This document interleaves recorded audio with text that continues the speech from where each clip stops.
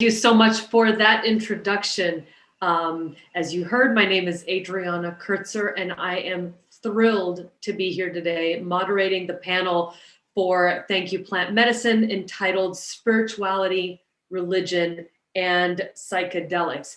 This is an opportunity to bring together four people to talk about, in many different ways, how religious traditions that have had long-standing relationships with plant medicine talk a little bit more about that relationship and those lineages, and then have other people who are in their own traditions exploring novel ways and innovative ways of including psychedelics in religious practice or ritual practice. So this really is an opportunity, not that we have two different camps, but we have almost like two different realities of traditions that have dealt with plant medicine. One that has the ability to share knowledge about a long-standing tradition, and another tradition, and another side that is asking many questions about how to bring these plant medicines into practice and their communities. So without further ado, allow me to introduce our four guests today. To start with, we have Belinda. She is of Diné, Navajo, and Ashiwi, which is Pueblo of Zuni descent. She resides in Arizona. She is the wisdom carrier, healer, and founder of Ka'alogi, LLC. Belinda holds degrees in health sciences, technology, and public health. In addition, she has participated in MAPS, MDMA People of Color Therapy Training Program, and is the author of many articles on chacruna.net. Next, we have Behike Sensei Kevon Simpson, who is an ordained minister, multidisciplinary artist, international two-spirit medicine man, a Shotokan karate black belt, founder of the Entheogen Integration Circle in New York City, and co-founder of the Light of Iris Afro-Taino Yukayeke with Cacique Antonio Cuevas. He is from a matrilineal lineage of Jamaican spiritual healers. As a Behike specifically, he is initiated through Dieta into the path of curanderismo, the ancient sacred healing plant medicine path of the Amazon rainforest and Andes of Peru, mainly ayahuasca and wachuma. As a psychedelic revolutionary and leader of change, he has worked with Chacruna, Horizons, and MAPS in that regard. Next up, we have Beni Summers, who is a candidate for ordination at the Rabbinical School of Hebrew College in Boston, as well as a community builder, prayer leader, and youth educator. He is a seasoned Jewish professional spanning nearly a decade of work across different areas of Jewish life and learning, and serves as one of the moderators of the Jewish Entheogenic Society online. His studies have focused on developing into a thought leader on the intersection between Jewish spiritual practice and expanded states of awareness, and he focuses on uncovering content and practices that make future therapeutic approaches more accessible to the broader Jewish community. Lastly, but not leastly, we have Joe Welker, who is a Master of Divinity candidate at Harvard Divinity School, and he received his bachelor's from the University of North Carolina at Chapel Hill in religious studies. Joe has a background in podcasting and storytelling and is a member of the Presbyterian Church in the United States, where he is discerning a call to ordained ministry. His studies at Harvard include interreligious theology, exploring the future possibilities of psychedelic chaplaincy, and issues facing Indigenous peoples. So welcome everyone to this fabulous discussion, and thank you so much for agreeing to be on this panel. So I wanted to start off from a very macro perspective, asking Belinda and then Kevon a couple of questions. So Belinda, could you speak about your experience using plant medicines in your work and describe how they connect to your religious background and spiritual lineage? Absolutely. Thank you. Thank you, everybody. Before I get started, Adriana, I wanted to do a land acknowledgement of the original people for which I reside currently. A land acknowledgement is really a recognition that shows respect for the original people. And I currently reside in the Phoenix metropolitan area, which is the unceded territory of the Otham and the Peeposh people, which are also known as the river people here in the Phoenix Valley. And so I want to thank them for the opportunity to be here on their original territories. So I think that's something that we all should really recognize, wherever we live, we're on original lands of Indigenous people, and to show that respect, because to me in the future, that's really what we need to do, is have respect for one another. So with that, I'll answer your question. For me, my original teachings around medicine or plants, and for context or reference, I refer to psychedelic medicines as sacred plant medicines, because that is what I was taught as a young child, that plants are really here to heal us. And when I say us, I'm referring to humanity. That was what we were here for. The indigenous people of the world were actually given the responsibility to be the caretakers of all of the sacred plant medicines and everything that exists around us in the universe. And that ties into the piece on spirituality, which I think is where we're headed to in this in this time. And so for me, my psychedelic experiences actually began about, I would say, about 4 or 5 years ago. And I was called to use ayahuasca. And for me, I had some really profound experiences with ayahuasca. I've also had the opportunity in my Diné culture. We are also are holders of the Native American Church as well, and so we also practice peyoteism, which are, I guess that's a religious term that is used, but we don't see it as that, and so we only speak in those terms for the context of helping people to relate to what that is about. And so I think that's one point. And then my other experience have also been with the use of MDMA and mushrooms. And so, each of these plants, I see them as different aspects of who we are. When I look at the psychedelic medicines of ayahuasca, she is really the grandmother. She is the queen, if you will, of all plants. The peyote is really, we call her Shamazet, which means mother medicine, which is really a real gentle spirit. And the mushrooms are really from the indigenous teachings of the people of Mexico. My understanding is that they're the medicine of the child. And so for somebody that's really going to be working on the inner child, that's really a medicine that is to be used in that context.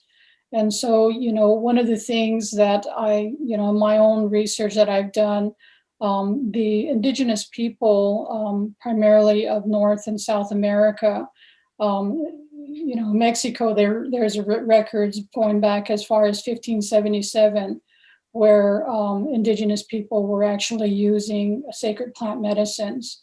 In 1620, the Roman Catholic Church actually considered peyote, quote, an evil to be rooted out in the New World.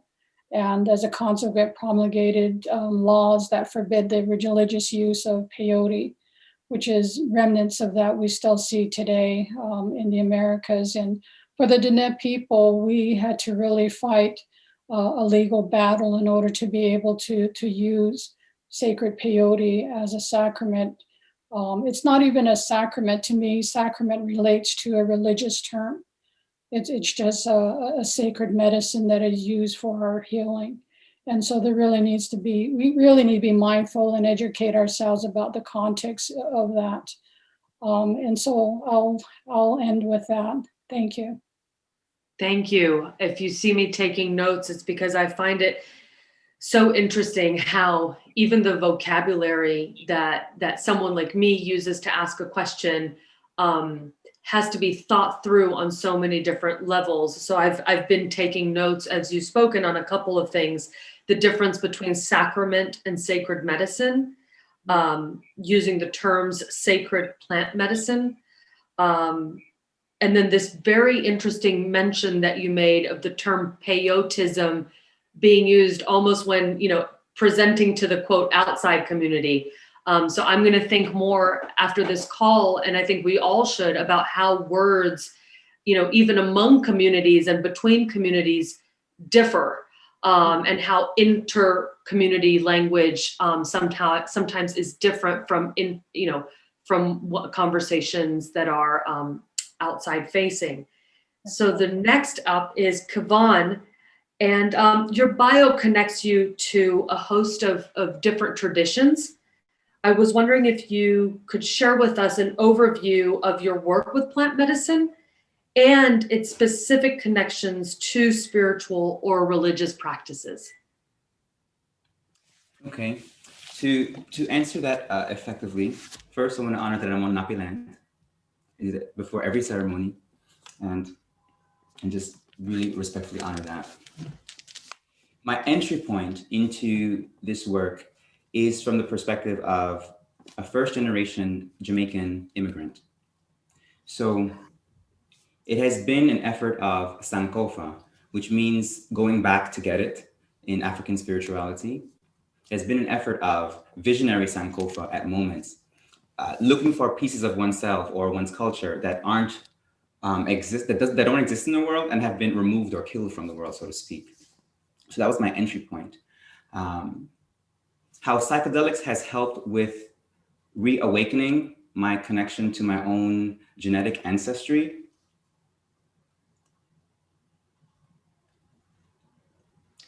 Well, it scared the crap out of me.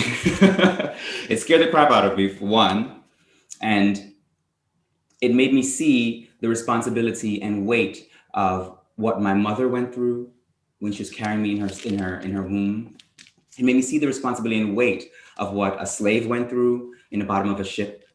And inside of the normal demographic for an expensive ayahuasca or retreat ceremony, inside of that demographic, it is extremely difficult to unravel or purge the epigenetic traumas that has led to the disconnect of certain parts of plant medicine work.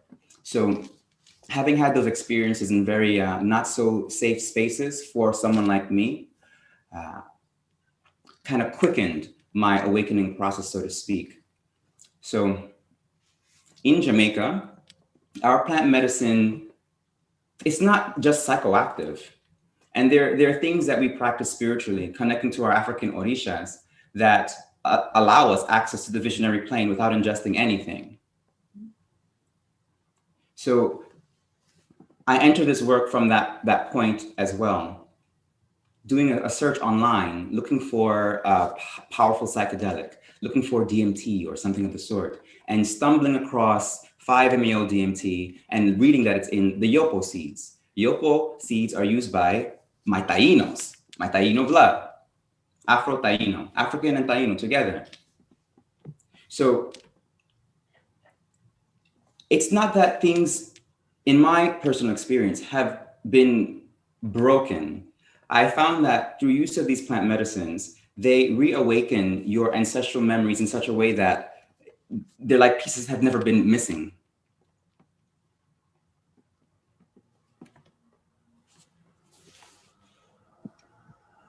I love that. The idea that they reawaken ancestral memories. And I also am very glad that you brought up this idea of the setting of an experience, and the people that were around you, and this challenge that often presents itself. A lot of people ask me why I'm so passionate about the conversation about psychedelics, and in my case, Judaism, or just faith-specific contexts. And I always remember my first visit to a concentration camp in Germany, and I was in a group in which I was the only Jewish person.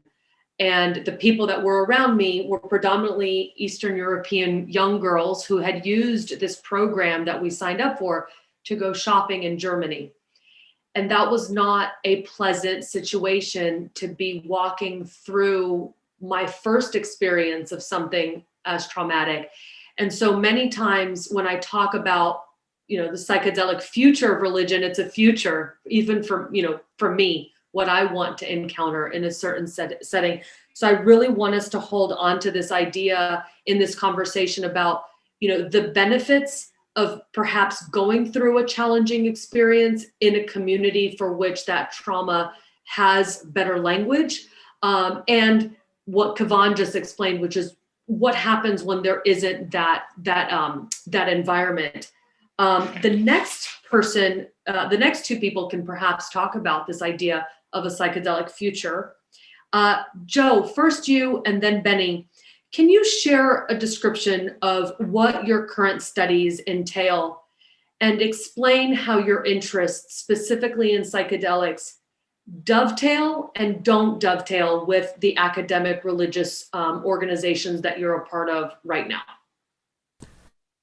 Sure, and thanks for having me. And first, I want to acknowledge that I, in Somerville, Massachusetts, am on Mashpee Wampanoag land, and my context is that, just to buffer this a little bit, I'm a Christian again, thanks to my experiences with plant medicine after not being a Christian for a very long time, and so, growing up with that language of Christianity and eventually getting disconnected from that through most of my 20s, but then having plant medicine as even a non-Christian context, being something that really allowed me to have this long process of healing my relationship with not only my parents, but my whole tradition and my ancestry to a certain extent, to where I really started reconnecting to the spiritual grammar that I grew up with, and really felt that to be a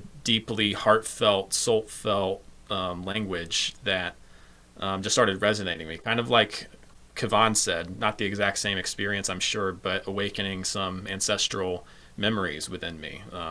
I hadn't thought of it in those terms, but I think there's something there for me. Because eventually I realized, fuck, I'm a Christian again. I can't deny it at a certain point. So anyway, in the context of that, most of my studies here at Harvard they're not necessarily directly about plant medicine, but I'm constantly unpacking what those experiences have meant for me in the context of my faith journey, and how plant medicine might figure in the future, knowing that that's a fraught territory given the very awful, frankly, relationship Christianity has had with plant medicine and peoples that have held these lineages, these traditions, and all the awful history there. But I am finding that, as far as my integration of these experiences, that my studies, getting into scripture, learning different forms of prayer and different types of community, that's been the biggest game changer for my integration work, is reconnecting to these texts and words and having a new appreciation for them. Again, texts that can be pretty problematic on their face, but really feeling indebted to plant medicine for allowing me to begin to recontextualize, to build a new relationship with it.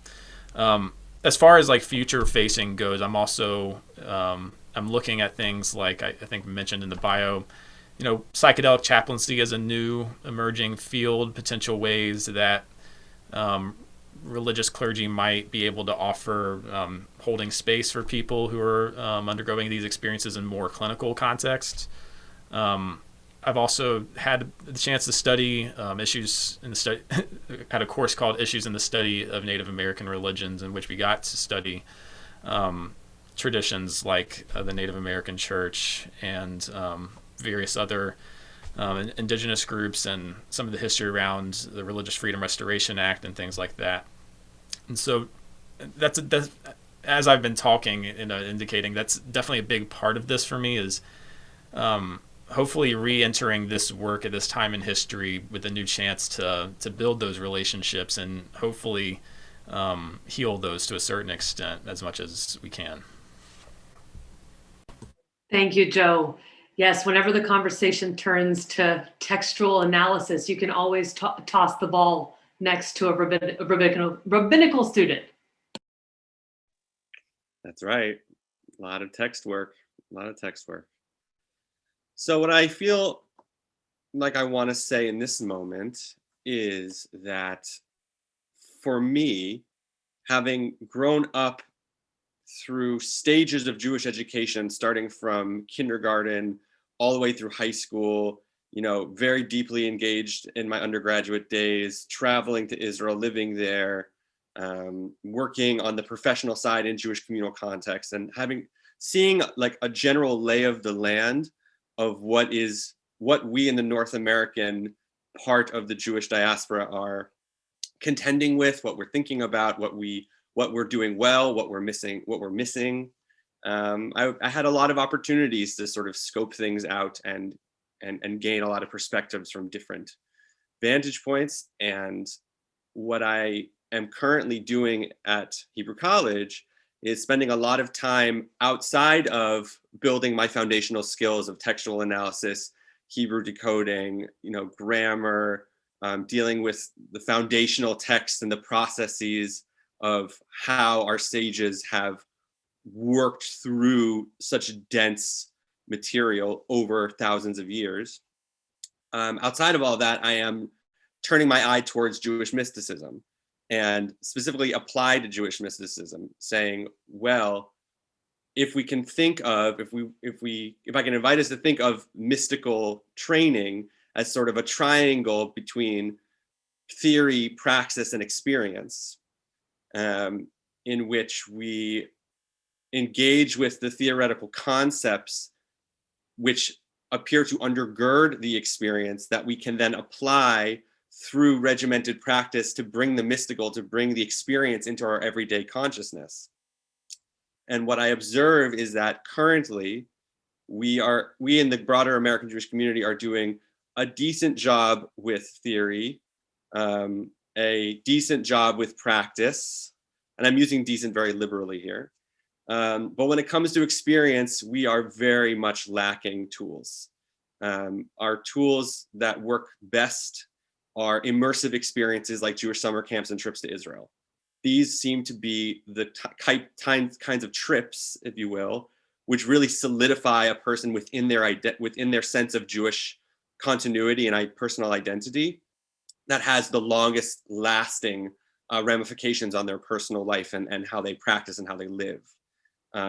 But Jewish camps are very expensive. Trips to Israel are very expensive.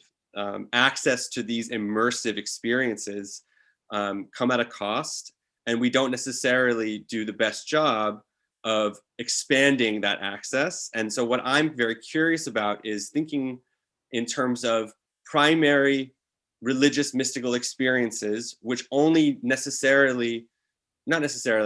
only potentially have to occur once or twice in a person's entire lifetime on this planet in order for certain downloads from our ancestors to really sink in so that we can move forward with that wisdom, feeling the touch of that chain and wanting to be a part of its continuation.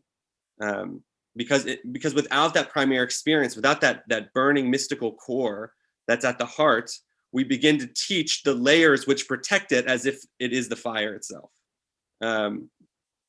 And it's a human thing, and living in diaspora as long as we have, even after the creation of the state of Israel, has allowed us to exist in many ways in marginal social spaces in which we've been interacting with other cultures and marginalized peoples who also are working hard every day with blood, sweat, and tears to maintain a connection to their ancestral wisdom, and not wanting to see that snuffed out. So I think part of what my learning right now is building skills, creating a sense of competency with, swimming in the waters of my tradition, with also an eye towards how do we make these potentially life-changing primary mystical experiences occasioned by psychedelics accessible and held within a sacred container of communal support and acceptance, that we can then integrate into a broader framework for how we're helping people make meaning in their lives. That was fabulous. Joe, I love this idea that experiences with plant medicine made texts resonate differently and led you to an oh fuck moment. And Beni, there's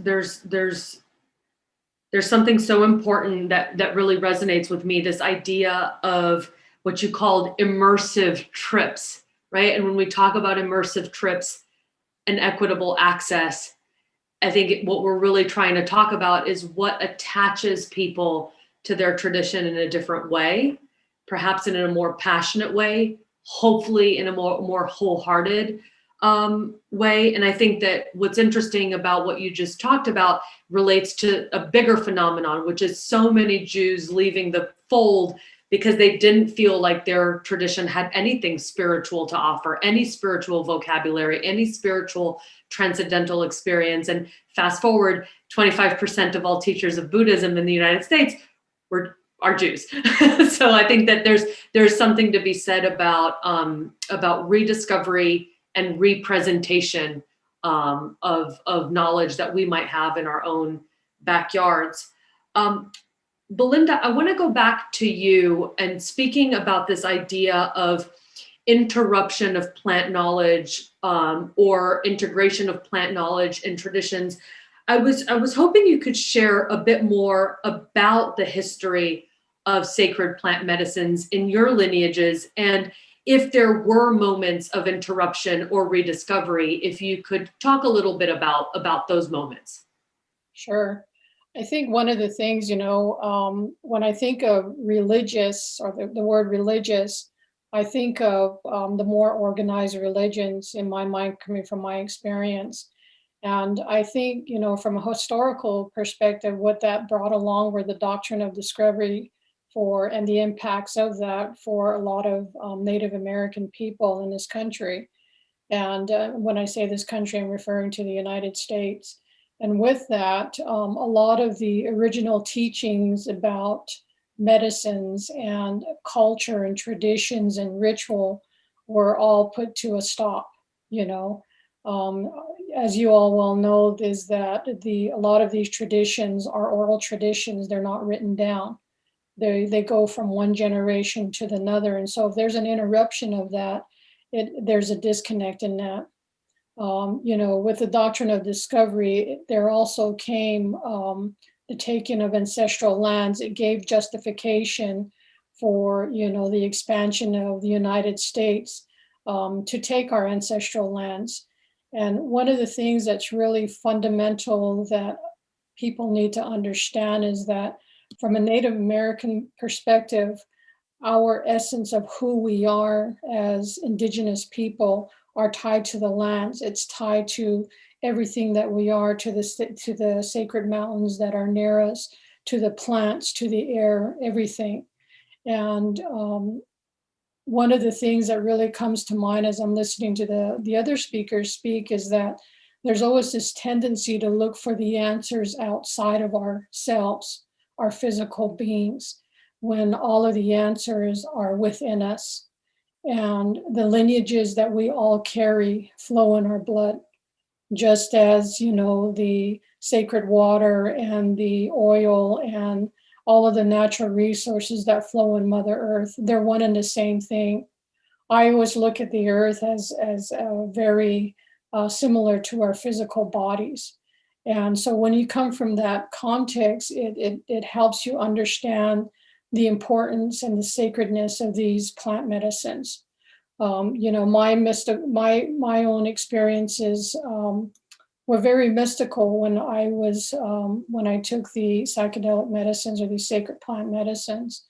It was for a small portion, and I also had an opportunity to travel down to Peru and spend some time with the Shipibo people, and which was a very beautiful exchange. But it also took me to a whole nother level of reminding me and a remembrance of who I was.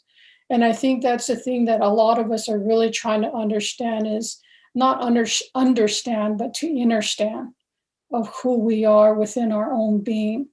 And one of the things I think that it really awakens us to our soul essence and our higher self of who we are.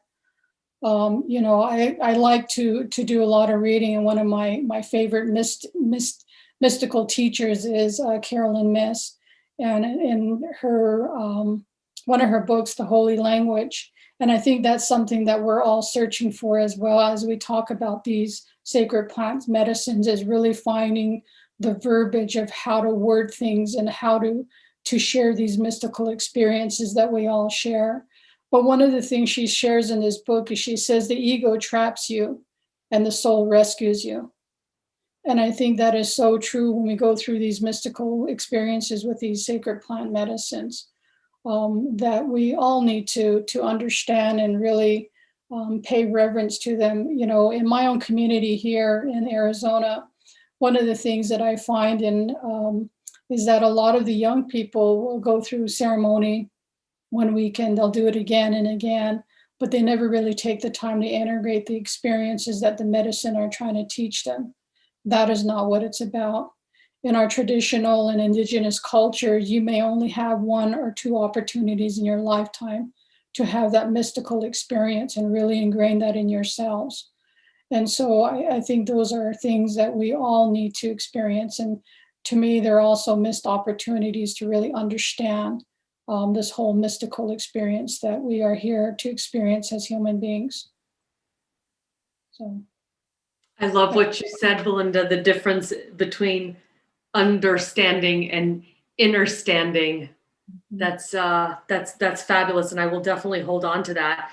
And also this focus that you had in a bit of your answer to the importance of language, and how I can hear it in all of our conversations that perhaps one of our desires to struggle with these topics is to find the right language that then applies most intimately or perhaps most directly to our heart, and just goes there in a way that resonates.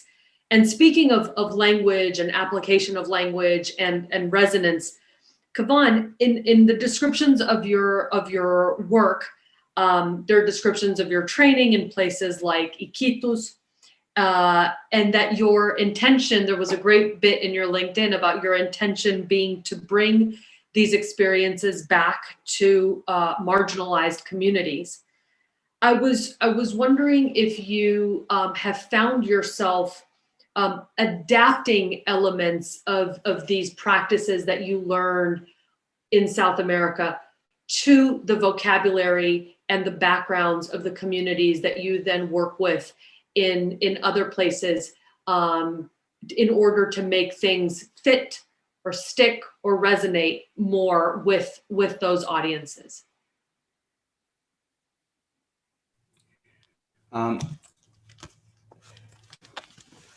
Before I answer that, I just wanted to hold up a picture of my Aunt Fed, and this maybe look a little spooky, but she died many years ago in Jamaica, before my mom came here and opened her own church and so on.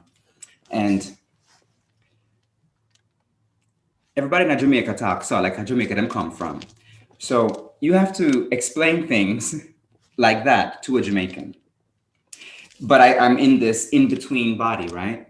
I get to move into different communities, and each time I do that, I have to shift a little bit.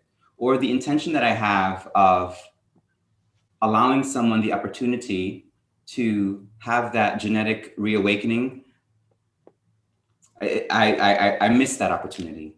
So I've been shifting a little bit. When it's time to speak to my mom, I have to find the right language to speak to my mom about it, because colonization has meant that her practices are deeply Christian and only beginning to involve more of the African spirituality that is natural to our blood.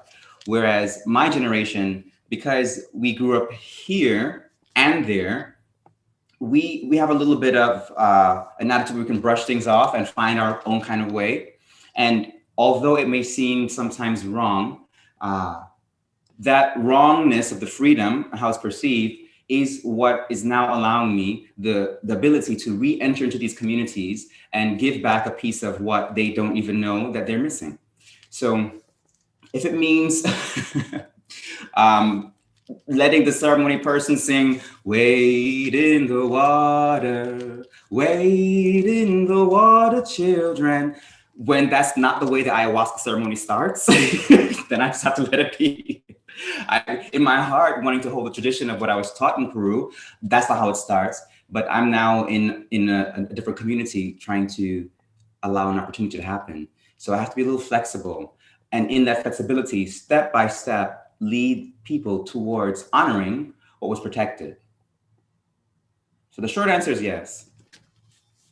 It's so interesting that you bring up the power of music, right? Because there's something that happens to each of us when we listen to certain types of music that we could all agree, if we want to have a deeper ceremony and a deeper experience, man, that sound is like the fast highway to somewhere, right? Versus maybe enjoying another type of music of a different tradition and being able to aesthetically or just take it in, but it doesn't have that same highway or that same directness. And so I'm really glad that you brought up music, because it's just a different type of language, right? I always, coming from the art world and having spent so much time thinking about the arts and culture, a lot of time when I'm in conversations about psychedelics, I want to yell from the top of the mountain, well, what about the arts, right? What about music? What about smell? What about taste? That can all be a part of this conversation that we have about faith-specific or spirituality-informed psychedelic experiences, which I know so many of us are trying to explore. Beni, what does a Jewish psychedelic future look like in your opinion? I'm of two minds about this. I have a chazon and a ratzon. A chazon is a vision and a ratzon is a desire. So and they don't necessarily totally overlap, but I'll share both for what they're worth. So my chazon, my vision, is that within my lifetime, we're going to see retreat center-like spaces, which will be staffed by both clinical professionals and Jewish professionals, which will be tasked and sort of oriented towards providing people with a safe, guided, non-appropriative as much as possible, primary mystical experience through the application of certain types of psychedelic compounds for a variety of reasons: healing, growth, transformation, return to ancestral roots, making, and then sort of generally just making our tradition, which has been ossified over the millennia out of a necessity to survive, to come alive again and to bloom anew for people's personal contexts and experiences, and to do so in a way that is informed both by the wisdom of the traditions around the world, which have expended so much energy and tension and soul to preserve, while also trying to artfully and deftly weave in the wisdom and knowledge that our own sages and practitioners have sort of been able to record for us to now learn from in this time. So I see that is my chazon, is there will be retreat centers, there will be books and resource guides and programs for education and harm reduction, all coming, supported by primary Jewish institutions. I know it seems like such a far reality for those of us inside, but I do think that that's what it will be. And I'm hoping to just be at the vanguard, at the front, ready to sit at the table with people like everyone at this panel to have these really complex but deeply important conversations. My ratzon, my desire, is a little bit different. My desire is that Judaism and that society in general sort of outgrows its sort of recreational complex around these things, in terms of seeing them either only as medicine or only as recreational, and that there is some kind of binary between these two forms of application. And my desire is to recognize that so much of what can be profoundly healing and connective about these experiences is the sense of playfulness and looseness and expansion that they bring about, which unfortunately my observation is the sort of post, sort of late capitalist society that we're all existing in has very specific reasons when they will support playfulness and an approach that is light and an approach that it expands and that includes and that brings equity of opportunity.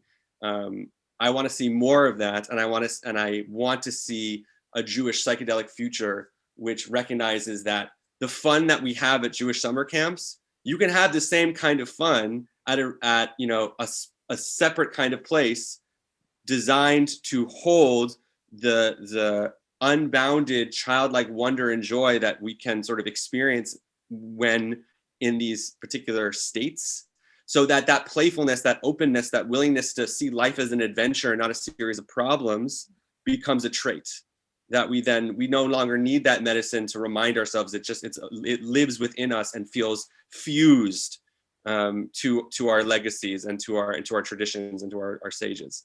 And I think so they have some overlap, but they are a little bit different, and what will be will be.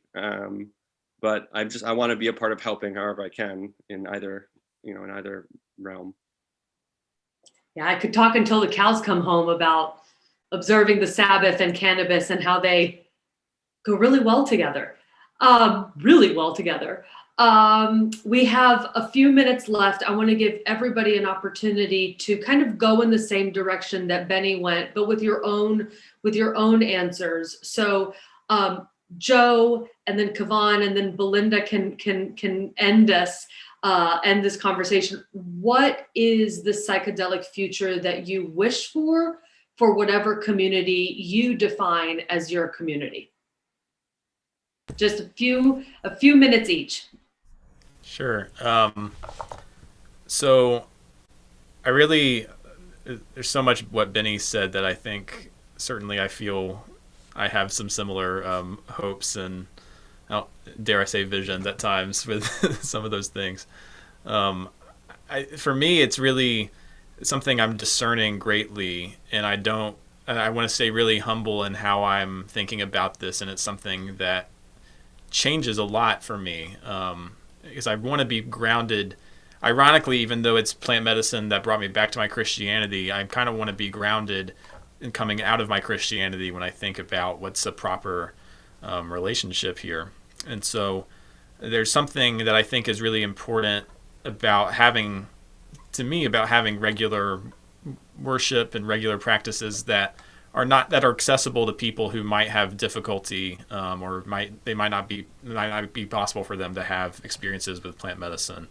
But I think there are certainly opportunities for what I think would be, again, I mentioned chaplaincy earlier and things like that, palliative care for the dying. But I also really do believe that retreats could play a model, or could play a role in the long run. And part of that's just because that was my experience, and that's the one I feel most confident and grounded in. And that, what got me back into my Christianity was not some kind of argument of like some logical, like, why I can prove God exists now thing. There's like a weird thing online where some like Christians arguing with people like, well, this is why God exists. Like, but that's so missing the point. And to me, these experiences have just made me feel so connected with God. It's really experiential, and helping, I think, rediscover for many people an experiential relationship with God. Perhaps helping others process their experiences with Christian language, if that's spiritual language that makes sense to them. I want to be clear, I'm not prescriptive to Christians about how they should be thinking about this, but what I can say is just, this is what worked for me in my faith journey. This is how I got here, and I'd like to give back what I've been given. Thank you, Kevon.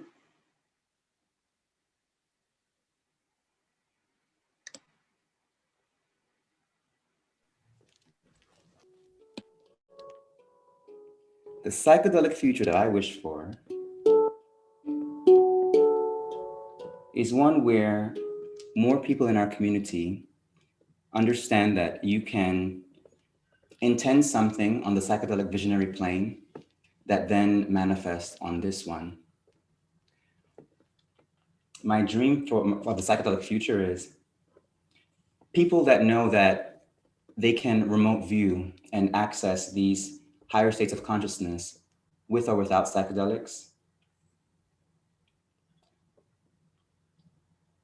And in so doing, really begin to integrate and understand our oneness.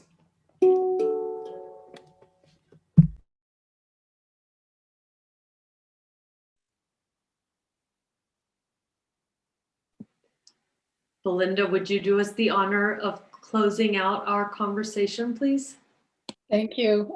For me, I think one of the things that we all recognize is that we are in a big time of change. You hear a lot of Indigenous people talk about the prophecies.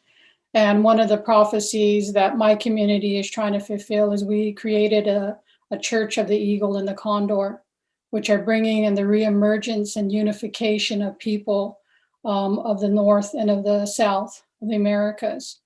And it teaches us about moving out of our mind and into our hearts. And with that, then we can start to evolve and go to that inner understanding of who we are as human beings, as spiritual people, as energetic bodies. The other thing I see in the future is women becoming playing a much bigger role in the leadership of these communities, such as the one that we've created. That was the way the original teachings were always taught, with the matriarchal societies where they were already in their hearts. And that it's time for the men to come into their hearts and get out of their minds. An elder once told me that the longest journey that we will ever have as human beings is coming out of our mind and moving into our hearts. And that is only 18 inches away. One of the things that I also wanted to touch on was regard to Beni's comment earlier about in this day and age, and in 2021, it's hard to believe that we're still fighting for religious freedom. And with regards to the use of sacred plant medicines. And as part of the Church of the Eagle and Condor, we're getting ready to start an initiative that really looks at seeking religious freedom around the use of ayahuasca in the United States and really stepping forward. And, hopefully there are others that will help to support that, because I think it's time for humanity to heal. And so with that, thank you, everyone. Thank you so much, everyone. This was the kind of conversation that I live for. I joke that too bad I have to be a lawyer during the day, because all I would want to do is host and enable conversations like these. I am just blown away by how everyone here obviously comes from such different language backgrounds and historical backgrounds, and yet we're all asking similar questions and trying to share knowledge. I hope that the four of you will stay in touch. I know I definitely will. And thank you to the people at Thank You Plant Medicine for inviting us, for giving me an opportunity to moderate. Thank you so much. And I look forward to seeing each of you again. Thank you. Thank you, everyone. Thank you. Thank you, everyone.